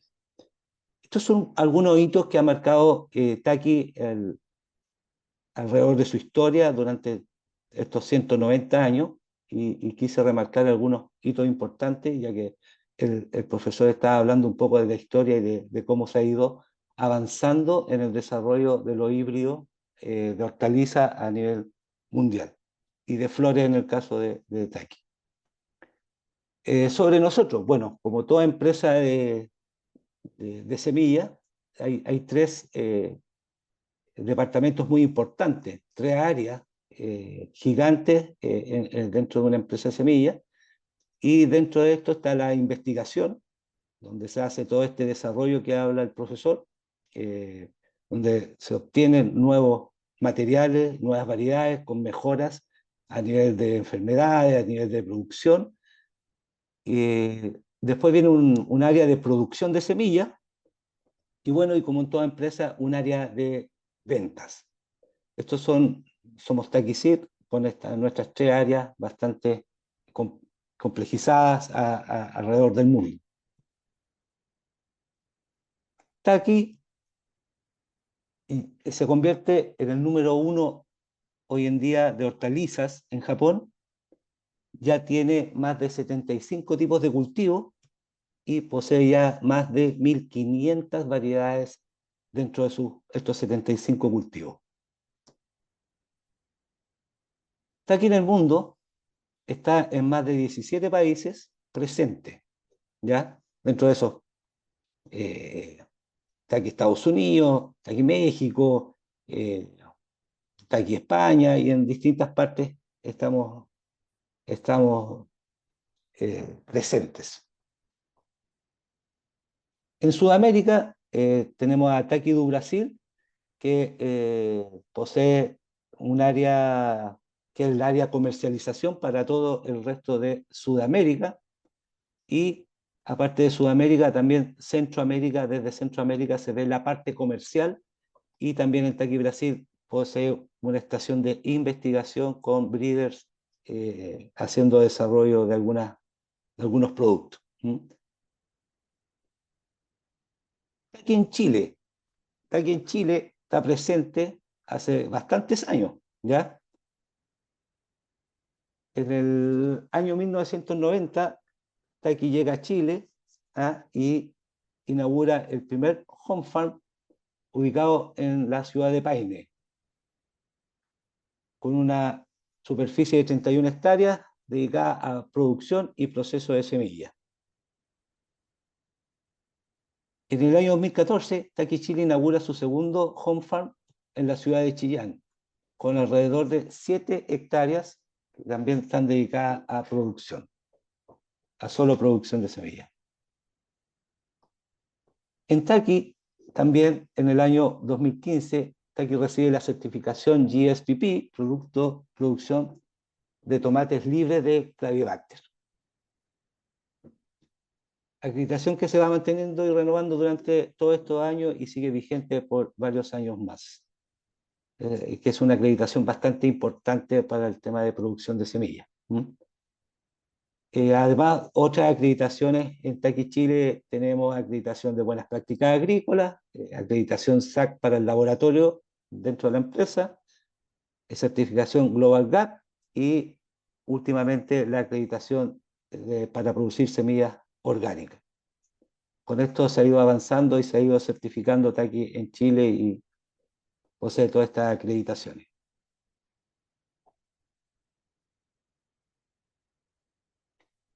Nuestros productos en Chile. En Chile Taqui vende bastante sus productos, está bastante presente en varios mercados. Destacamos mucho en el mercado de la zanahoria, con variedades como Royal Carol, 742, mercado del melón, con saguaro, del repollo, con un repollo muy conocido y muy antiguo que es el repollo saboyés, con cebolla híbrida de todo tipo, día largo, día intermedio y día corto, en sandía, en espinaca, eh, en zapallos, eh, en varios tipos de cultivos. Hemos estado presentes por muchos años y siempre desarrollando nuevas variedades para, para los productores de hortalizas de Chile. Dentro de, la, dentro de nuestras ventas en Chile, todo esto lo maneja nuestro representante en Chile, que es Semilla Agrical, que es la empresa que a nosotros nos representa en Chile para hacer ventas, ¿no? Para poder obtener los productos. Dentro de lo que me gustaría destacar de Taqui, después de haber hablado un poco de toda la historia de Taqui, desde sus primeros años, uno de los que más ha avanzado dentro de las variedades de Taqui es el tema de los portainjertos, ¿ya? Y dentro de Taqui, sí, hoy en día posee la línea portainjerto para hortalizas más completa del mercado. Ahora, dentro de las hortalizas que se injertan, tenemos las cucurbitáceas, que en general se injertan sandías, melones y pepinos, y las solanáceas, que generalmente son tomate, pepino y pimiento, tomate, pimiento y berenjena, que son las hortalizas que hoy en día se injertan. Dentro de Taqui ha sido muy importante el desarrollo porque la injertación se inicia en Japón, eh, con el llamado de la sandía de Yamato, que se inicia la ingestación oficialmente en hortaliza, y después se desarrolla mucho más en tomate y en otros productos. Eh, Nuestra línea de investigación en todos estos años ha sido bastante fuerte, y dentro de los productos destacados que nosotros tenemos a nivel mundial se encuentran nuestros portainjertos de tomate. Parte de toda esta investigación y todos estos avances, como comentaba el profesor, han sido durante muchos años, y en Taqui tenemos una línea completa de portainjertos, dentro de los cuales podemos mencionar Green Rice. Algunos tienen código, otros no, pero TD4, TD1, Green Power, Green Barrier. Dentro de estos portainjertos tenemos el cuadro con alta resistencia, ¿ya? Eh, Producto de todos estos años de desarrollo y de investigación, donde destacamos nuestras altas resistencias a Ralstonia y a nematodos, fuera de otras resistencias que también son de bastante importancia, como Fusarium raza 3, tenemos portainjertos con resistencia a Verticillium raza 2, pero destacamos mucho con el tema de los avances en la resistencia, las altas resistencias a Ralstonia y a nematodos. Para lo cual, hoy en día quería mostrarles algunos ejemplos de nuestra resistencia de nuestros portainjertos en Chile, para lo cual traje un par de ejemplos. Aquí hay un productor de tomate de la zona de Quillota, o sea, de la zona central, un agricultor bastante importante, que hasta hace unos años atrás, este agricultor pensaba que tenía problemas de cancro bacteriano. Todos los años tenía una muerte de plantas bastante importante. Y por esas casualidades de la vida, yo hice un ensayo donde este productor y dentro de este ensayo las plantas que se colocaron fueron todas injertadas sobre un portainjerto de nuestra empresa que se llama TD1, el cual tenía una muy buena paquete de resistencia, y dentro de su resistencia destacaba la resistencia a Ralstonia Solanacea. Mientras avanzaba el cultivo, las plantas del costado del ensayo, que podemos ver a mano izquierda, empezaron a morirse y tenían menos vigor, siendo que a mano derecha de la pantalla tenemos plantas bastante verdes y vigorosas. Entonces el productor llegó ahí al campo y dijo: ¿por qué tus plantas no se mueren y las mías sí, si no hay nada que sea resistente al cancro bacteriano? Y yo le dije: lo más probable es que no sea cancro bacteriano la muerte de tus plantas, pero es que se mueren. Me dijo: se mueren completas. Y yo le dije: sí, pero hay otra enfermedad que se llama Ralstonia, que se llama Bachitea en verde, y que es un caso que ataca a la planta y la mata en poco tiempo. El agricultor mandó a hacer un análisis al laboratorio, y en el análisis del laboratorio le arrojó que sí, que efectivamente él tenía Ralstonia en el campo. Y por eso yo ahí le dije: mira, tu problema de Ralstonia en mi ensayo no está, porque mi portainjerto que tengo ahí es resistente a Ralstonia. Y ahí hay una foto de un 4 de abril, y luego avanzamos a una foto del 10 de mayo, y ya cada vez habían menos plantas, cada vez se le iban muriendo al lado, bajaban el vigor, y a mano derecha de la pantalla podemos ver que el ensayo que estaba injertado con resistencia a Ralstonia no tenía ningún problema. Esto es un ejemplo muy claro, que se da aquí en Chile. Tenemos muchos más ejemplos en otros países, de las altas resistencias que tienen nuestros portainjertos a las enfermedades, ¿ya? Y esto ha sido un trabajo de muchos años, de estar probando y haciendo estos procesos de hibridación que está explicando el profesor, donde nosotros hemos ido destacando y realzando la resistencia. Ahí podemos ver la hilera del 10 de mayo, ya se estaban muriendo las plantas con efecto de Ralstonia. Y ahí una foto de un ejemplo de la misma enfermedad, pero esto es en Brasil, donde la Ralstonia es bastante más agresiva, y ahí tenemos un ejemplo de entre cultivar algo con resistencia y a mano derecha cultivar algo sin resistencia. Eso es un ejemplo más gráfico en otro país donde es mucho más fuerte la enfermedad, ¿ya? Y otra de lo que quería destacar es nuestra eficacia contra nematodos. Nuestros portainjertos poseen un nivel de resistencia a nematodos bastante alto, y que se ha ido consolidando al paso de los años, ¿ya? Y para lo cual les quería mostrar una pequeña evaluación que hicimos hace un par de años atrás, con 4 variedades de taqui, más una variedad comercial de portainjerto que está en el mercado, que no vamos a decir su nombre, pero que era bastante famosa. Y hicimos este ensayo a hilera completa, sacando todas las raíces del cultivo sin que quedara ninguna, así que se tomó sobre el 100% de la muestra, y podemos ver los parámetros. Tomamos 3 tipos de parámetros: un parámetro de infestación baja de nemátodos, un parámetro de infestación media de nemátodos y un parámetro de alta infestación de nemátodos, tal como sale en las fotos. Así tal cual, ese era el parámetro de infestación. Podemos ver dentro del cuadro de arriba que la variedad control tenía un porcentaje altísimo de infectación con nematodos, ¿ya? Y dentro de esa gran infestación con nematodos, el 32,7% era de alta infestación. Eh, Había una infestación media, había una infestación baja, que completaba que casi todas las raíces de ese cultivo, o de esa hilera completa, tenían la enfermedad, ¿ya?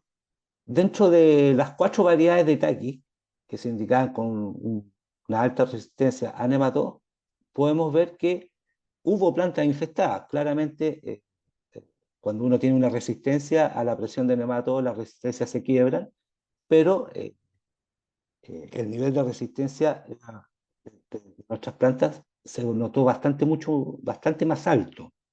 Y podemos ver que en todas las variedades, el porcentaje de plantas con alta incidencia de nematodos es bastante bajo, y el total eh, en los sectores que más tuvimos nematodos, el nivel de infestación era bajo, ¿ya?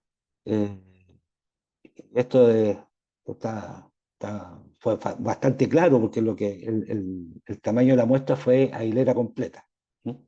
Y ahí podemos ver los altos niveles de resistencia, ¿ya? Y la variedad de control, que también decía que tenía una resistencia a nematodos, no tenía tal resistencia, o su resistencia era bastante más baja, se quebró bastante antes.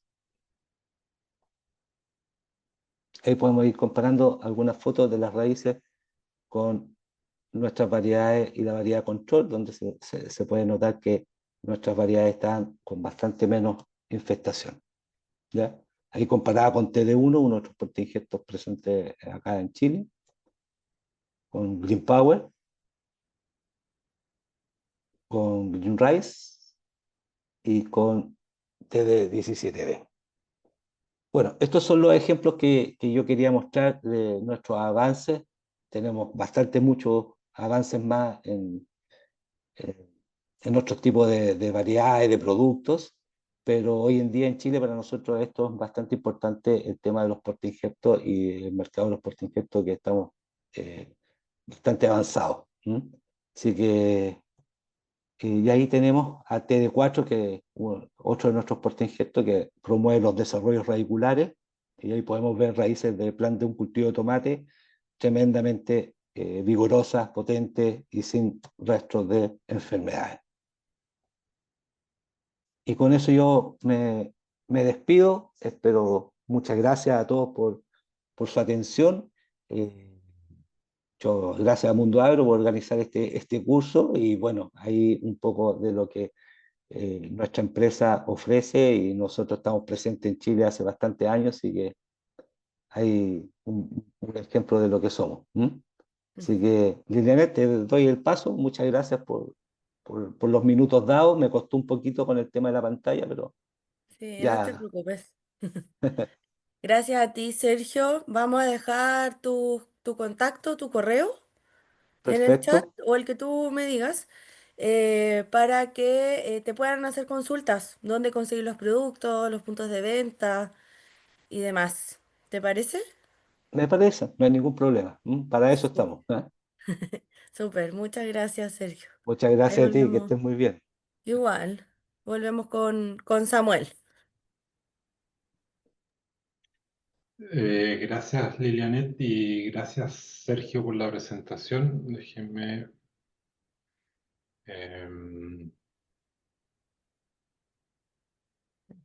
volver a compartir. No.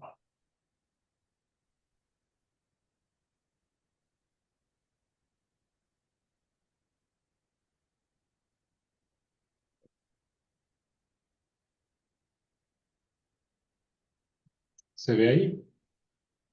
Sí, se ve súper. Ya. Bueno, cuando estábamos terminando la primera parte, que en esta diapositiva, básicamente va a hacer referencia como, pese a la globalización de la industria, habían otras formas o otros eventos que limitan la globalización, como por ejemplo la limitación a la comercialización de ciertos tipos de variedades en ciertos mercados. Aquí solamente para mostrar, siguiendo con la idea de cómo la irrupción de los transgénicos a fines de la década de los 90, ¿cierto? Marcó una adopción inicial de los productores muy alta, ¿cierto? Parecido a lo que habíamos visto antes con la adopción de cultivares híbridos, llegando a valores que hacia 2023, ¿cierto? Se estiman en cerca de 200 millones de hectáreas, pero que de alguna forma se van estabilizando, ¿cierto? Y si uno ve en este caso de acá los porcentajes de adopción de las variedades transgénicas para distintos cultivos, se ve como en el tiempo, de alguna forma, como que alcanza cierto estancamiento, ¿ya? Y ahí, básicamente, tomar un poco cómo la industria ha ido enfrentando esas limitaciones. Si bien, ¿cierto?, se produce un freno en el desarrollo de variedades, ¿cierto?, asociadas a las limitaciones que ciertos mercados pueden presentar, todo lo que ocurre en cuanto a mejoramiento y creación de nuevos cultivares no se detiene, y de hecho las mismas tecnologías, la misma línea de investigación, ¿cierto? En ingeniería genética que permiten el desarrollo de cultivares transgénicos, también va permitiendo entender mejor la heredabilidad de ciertas características, van permitiendo acelerar los procesos de selección, los van haciendo más eficientes, y eso va llevando que en el tiempo, el tiempo requerido, ¿cierto? ¿Cuántos años requiere eh, un mejorador o una empresa para desarrollar un nuevo cultivar? Eso se va reduciendo. Entonces, básicamente tenemos como consecuencia que cada vez vamos teniendo estrategias de mejoramiento genético que son más eficientes, son más rápidas y que nos permite tener, ¿cierto?, el desarrollo de nuevas variedades con características muy específicas en menos tiempo, ¿ya? Y cada una de esos avances va poniendo, ¿cierto?, una demanda por servicios para la industria, servicios tanto en la asistencia a lo que es mejoramiento como en la propagación, multiplicación y venta de esas semillas.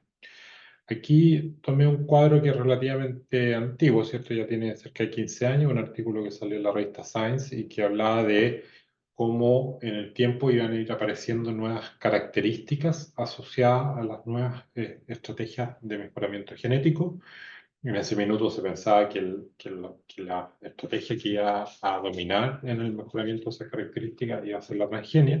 Sin embargo, como les mostré en las diapositivas anteriores, eso de alguna forma se ha detenido, pero lo que no se ha detenido es el mejoramiento genético, y eso es lo que quiero un poco enfatizar en esta parte, y hacer ver que muchas de estas características que se avecinaban, ¿cierto?, que se iban a estar desarrollando, ya no solamente en cultivos como maíz, soya y canola, sino que en muchos otros cereales, en papas, en muchas hortalizas, eso ha seguido ocurriendo con distintas estrategias de mejoramiento y ha permitido, ¿cierto?, ir desarrollando, como nos mostraba Sergio hace un minuto, cultivares resistentes a distintas plagas, cultivares que presentan mejor cosecha, biofortificación de los productos, tolerancias a distintos tipos de estrés ambiental, e incluso llegar a pensar en cosas que antes eran vistas un poco como ciencia ficción, ¿cierto? El poder llegar a tener cultivares que, por ejemplo, cambian su hábito de crecimiento, el cambiar, por ejemplo, que dice conversión a hábito perenne, que es lo que permitiría que todo el costo asociado a establecer año a año cultivo y con el requerimiento de preparación de suelo, movimiento, ¿cierto?, que eso requiere, se evite, ¿cierto?, y el establecimiento permita hacer varias cosechas en el tiempo, por ejemplo, o bien lo que sería lograr que distintas especies, más allá de las leguminosas, pudiesen tener mecanismos de simbiosis para favorecer la fijación de nitrógeno, técnicas de eficiencia fotosintética que permitiría ciertos aumentos importantes en rendimiento, o incluso la apomixis, que me voy a referir en un segundo más, ¿ya? Entonces, Básicamente quiero enfatizar que la industria ha mantenido un dinamismo muy importante,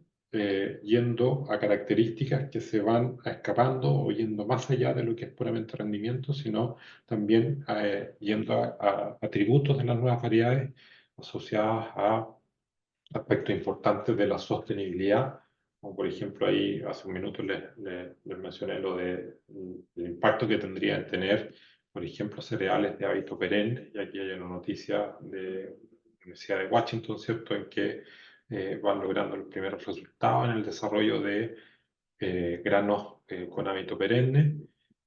Aquí una noticia más reciente respecto a la posibilidad de incorporar la característica de apomixis en híbridos de arroz. ¿En qué consiste la apomixis? La apomixis es un mecanismo por el cual una planta puede producir semillas que son agámicas, es decir, que permiten clonar la planta original. Sería como una estrategia de propagación vegetativa, pero a través de semillas. Es decir, podríamos tener lo mejor de los dos mundos, ¿cierto? Podríamos tener una estrategia de clonación que me permite obtener exactamente el cultivar que estoy buscando, pero a través de semillas que son pequeñas, que se pueden almacenar, que se pueden transportar, que se puede disminuir su humedad, ¿ya?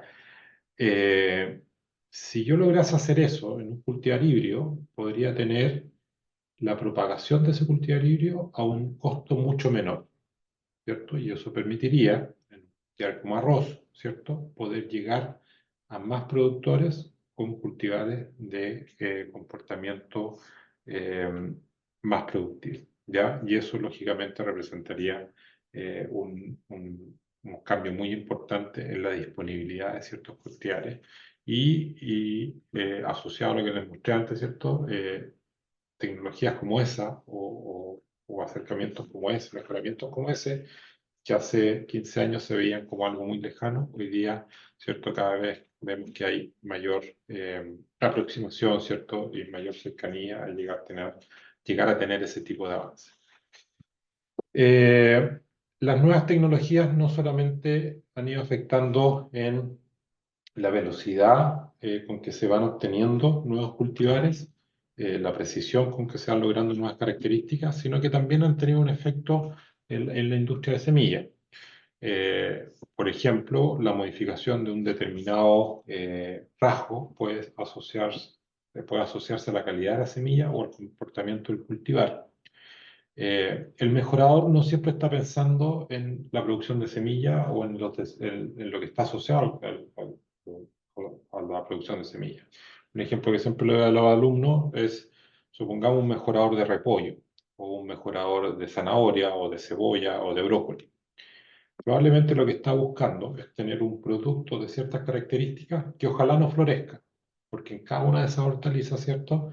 La cebolla que se florece, o una zanahoria que se florece, o un brócoli que se florece, es una pérdida de calidad. Entonces el mejorador va a poner todo su esfuerzo en lograr variedades que ojalá cueste mucho que se florezcan. Y una vez que tenga esa variedad, ¿qué le va a pedir a quien produce la semilla? Que produzca semilla de una variedad que difícilmente logra florecerse. Eso sería un ejemplo de cómo el mejoramiento no necesariamente va de la mano con la facilidad de lo que es la producción de semillas. Otros ejemplos, Sergio hace un minuto hablaba de las variedades de porte injerto en el caso de tomate. Muchas de esas variedades han sido mejoradas a partir de especies silvestres de solano, que son especies que tienen bastantes problemas de dormancia, y eso hace que en muchos casos esas semillas tengan dificultades para tener un vigor o una germinación y emergencia rápida y uniforme, ¿ya? Y eso implica buscar alternativas como tratamientos de semillas que permitan esta emergencia uniforme. Otro ejemplo es, probablemente usted ha comido, ¿cierto? Estas variedades dulces de maíz que son mutantes súper dulces y que básicamente son mutantes para enzimas que permiten acumular almidón y eso hace que el grano quede solamente con azúcar. Pero esa modificación, que es muy rica para el consumidor, implica un importante desafío para producir semillas que tengan una adecuada germinación y vigor, porque son semillas que se han alterado para no tener su estructura o sus componentes naturales de almacenamiento, sino para tener azúcares, y esos azúcares facilitan, ¿cierto?, la proliferación de hongos, dificultan el vigor de la semilla, etc. Entonces, a lo que quiero llevar es que todas estas tecnologías muchas veces se contraponen o representan un desafío, una dificultad a lo que es la producción de semillas de esas variedades, ¿ya? No siempre se generan esas dificultades, también hay ejemplos en que el mejoramiento genético permite introducir nuevas técnicas para el control de la fertilidad, facilitando la producción de semilla híbrida. Ya recordemos que en la producción de semilla híbrida yo necesito asegurar polinización controlada entre dos genotipos que son distintos. Y cuando el genotipo que recibe polen, es decir, el que produce la semilla, el genotipo de la planta hembra, presenta autopolinización o producción de polen, yo necesito asegurar que esa autopolinización no ocurra. Y puedo tener técnicas como de emasculación manual, que es muy caro, o puedo tener estrategias como la machoesterilidad o la autoincompatibilidad, que pueden incorporarse vía mejoramiento, ¿ya? O incluso otras técnicas. Entonces, el mejoramiento genético ha permitido, ¿cierto?, o ha facilitado el tener líneas que permitan ese control y por lo tanto faciliten la producción de semilla híbrida. Con la generación de nuevas variedades, ¿cierto?, que van aumentando el valor de la semilla, se abre la oportunidad de aplicar tratamientos a la semilla que antes no era posible aplicar porque aumentarían el costo en niveles que no se justificarían. Pero dado que estoy teniendo semillas cada vez con mayor valor, que el agricultor está dispuesto a pagar más por esa semilla, por la calidad que representan los genotipos que venden, ¿cierto? Eso permite agregar tratamientos a esa semilla, como tratamientos de recubrimiento, tratamientos de pildorado, como se ve en la imagen, tratamientos de priming, agregar productos fitosanitarios, agregar productos controladores biológicos, etcétera, que dan un valor agregado a la semilla, que dan un mejor desempeño de esa semilla en la condición productiva. Y de esa forma se va generando un negocio, una posibilidad de venta de tecnología que antes no existía cuando teníamos semillas de muy bajo valor. ¿Ya? Entonces, básicamente, hoy día, al vender semillas de un determinado lote, muchas veces, más allá de la variedad, además estamos vendiendo un paquete tecnológico, como por ejemplo una semilla de una variedad de cebolla X que viene con un pildorado de ciertas características, en el que además se agregan dos productos sanitarios, fungicidas y un insecticida, por ejemplo. Ahí tendríamos un ejemplo que además de la genética de la cebolla, se está vendiendo el tratamiento de pildorado y se están vendiendo 3 productos sanitarios, ¿cierto?, constituyendo así un paquete tecnológico en pos de lo que va a ser el desempeño de esa variedad. ¿Ya? Ahora, brevemente, ya para ir terminando, me voy a referir a algunas de las funciones de la industria y cómo esa industria va cumpliendo esas funciones, básicamente referido a los actores. Ya la industria global implica labores o funciones de mejoramiento, de la producción de semillas propiamente tal, acondicionamiento, comercialización, control legal, certificaciones, evaluación y actividades de investigación y extensión. Para cumplir con esas funciones van a haber distintas entidades públicas y privadas que van cumpliendo esos roles de investigación, producción, control de calidad y comercialización. Me voy a referir brevemente a algunos de esos roles. Lo que es investigación, quizás lo primero que salta a la vista después de lo que hemos estado viendo es el importante rol que tienen hoy día las industrias, las empresas de semillas, como veíamos recientemente aquí, en el desarrollo de nuevos cultivares, ¿cierto? En el mejoramiento genético, ¿ya? Pero hay que pensar que además de eso, las empresas de semilla, y en parte lo vimos con los ejemplos que nos mostraba Sergio, además cumplen un importante rol en la extensión, en llevar al agricultor, en enseñar al agricultor nuevas tecnologías, o no nuevas, pero técnicas para lograr el mejor desempeño de los genotipos que compran. ¿A qué me refiero con eso? Cuando Un agricultor compra un genotipo determinado para establecerlo en una localidad determinada, ¿cierto? Que tiene asociado suelo, temperaturas, radiación. Ese genotipo tiene un potencial de rendimiento que se va a dar solamente en la medida que el agricultor sepa dar el manejo adecuado de establecimiento, población, riego, fertilización y protección. ¿Protección contra qué? Contra plagas, enfermedades y malezas. En la medida que el agricultor no es capaz de dar ese manejo óptimo, el rendimiento que va a lograr, que sería como el equivalente al rendimiento promedio, ¿cierto? Va a estar más bajo que el potencial del genotipo. Y en muchos casos eso implica que el agricultor no tenga una justificación para comprar los mejores genotipos, usar los mejores genotipos, porque no tiene un manejo que permita sacarle provecho, explotarlo, ¿ya?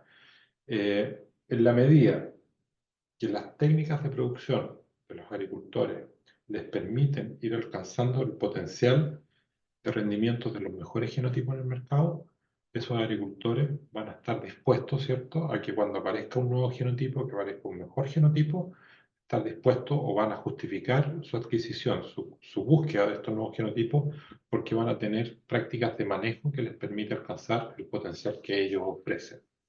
Es por eso que para la industria, todas las actividades que permitan mejorar el manejo productivo de los agricultores, como el uso de injertos, como el uso de distintas estrategias de riego, fertilización, protección de cultivos, ¿cierto?, van a ser de interés porque les van a permitir, ¿cierto?, llegar a niveles productivos que les hagan buscar mejores variedades, que estén de acuerdo a esas prácticas de manejo. Y eso, lógicamente, va a beneficiar, ¿cierto?, lo que es la demanda por variedades mejoradas, ¿ya? Ahí puse una imagen solamente a modo de ejemplo de cómo proyectos asociados a mejorar las tecnologías de pequeños agricultores, en ese ejemplo en China, ¿cierto?, van a ser de interés de la industria porque va a permitir que el día de mañana esos productores busquen variedades que estén de acuerdo a sus capacidades productivas. Otro actor importante dentro de la industria, lógicamente, van a ser los productores. En el caso de los productores, hay 4 categorías que típicamente se describen.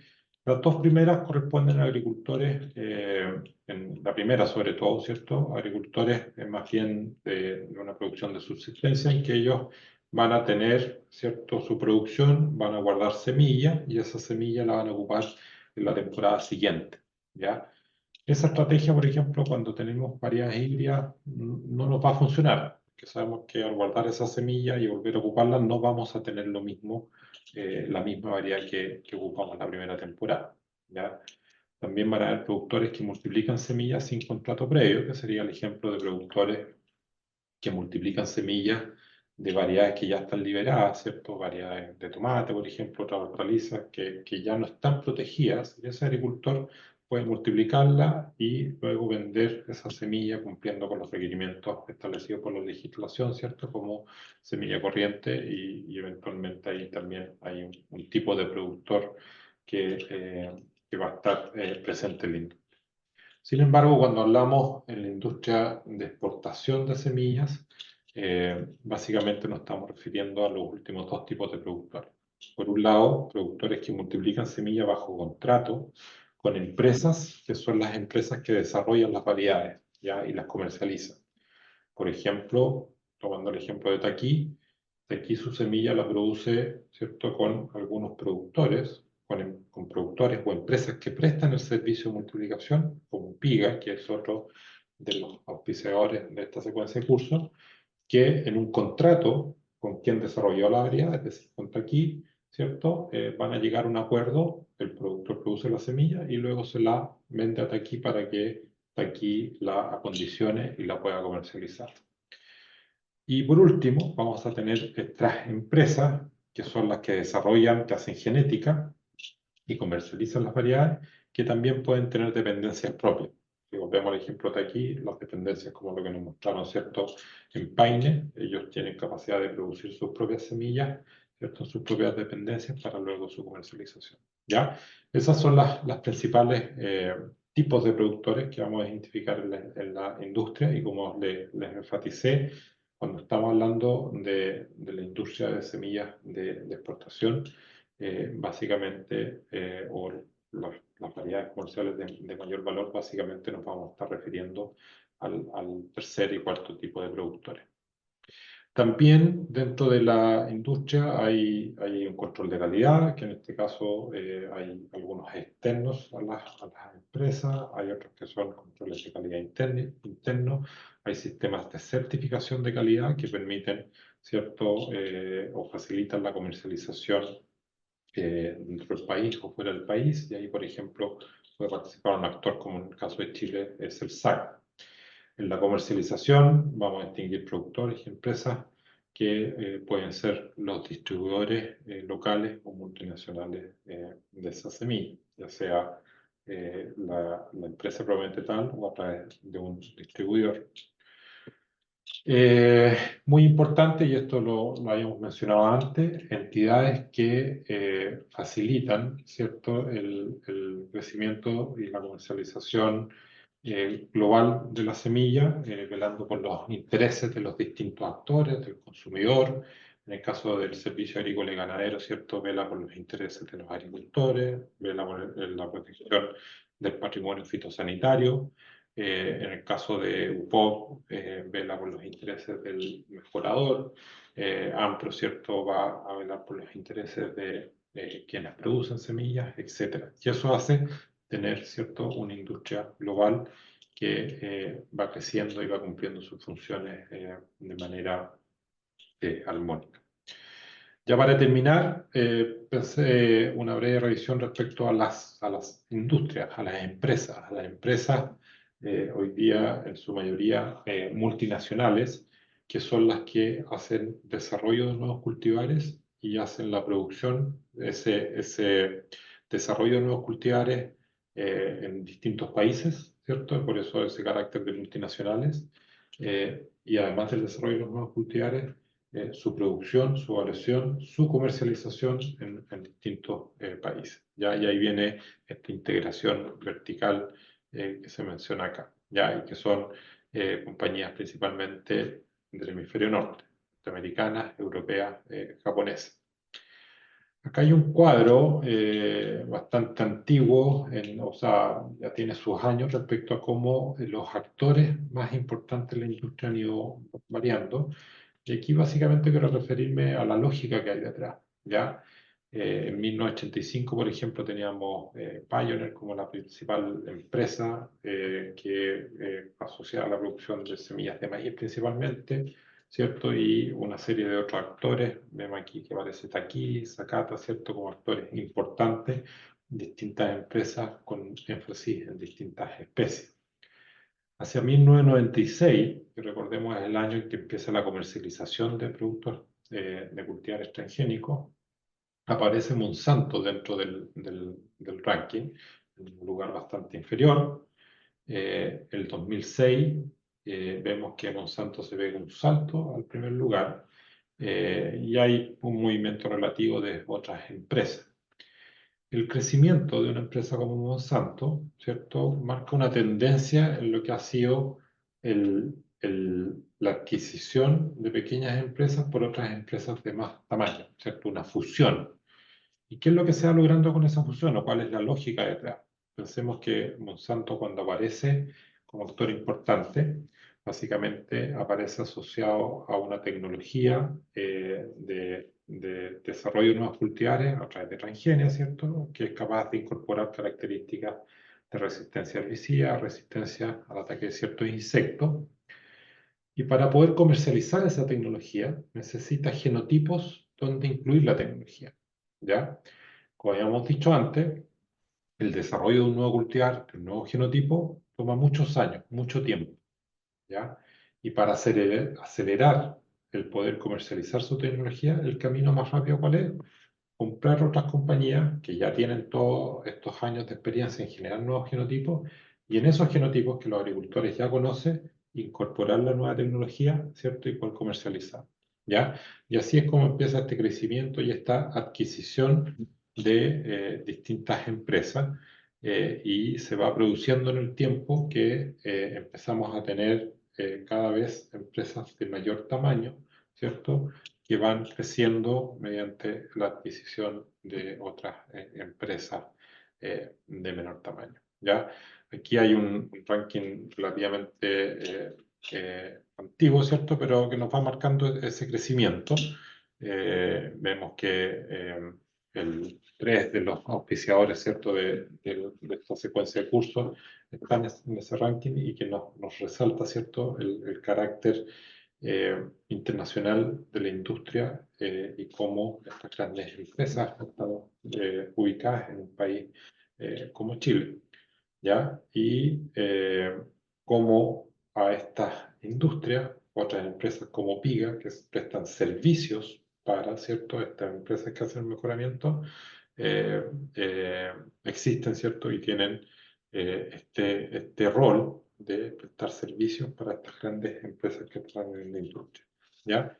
Y esto ya para terminar, nos muestra cómo estas fusiones han llegado hoy día a tener 4 grandes actores, Syngenta, Corteva, Bayer, BASF, como los de mayor tamaño, pero también otros actores importantes, como aquí, como Limagrain, como Sakata, ¿cierto? Que son parte de los auspiciadores de esta secuencia de cursos, ¿ya? Esta es la última diapositiva que tengo. Como les decía antes, mi idea en esta clase fue tomar algunos de los elementos que vimos en el primer curso del año pasado, en que hablábamos de pureza genética como componente de calidad y cómo esa pureza genética está relacionada al tipo de cultivares y a las estrategias de hibridación. Pero en este caso mi idea fue poder enfatizar lo que tiene que ver con cómo las distintas estrategias de mejoramiento fueron transformando la industria hasta lo que tenemos hoy en día, que es una industria de gran complejidad, que juega un papel muy importante en el desarrollo de cultivares que para los desafíos que enfrenta la agricultura son relevantes y que tiene un montón de componentes que permiten que funcione y cumpla el rol que tiene que cumplir. Y es importante el conocer esos distintos roles y esa complejidad para poder ser parte de la industria, ¿cierto? Y yo entendería que quienes asisten al curso de alguna forma tienen ese interés de poder formar parte de la industria cumpliendo algunos de los distintos roles que la hacen funcionar.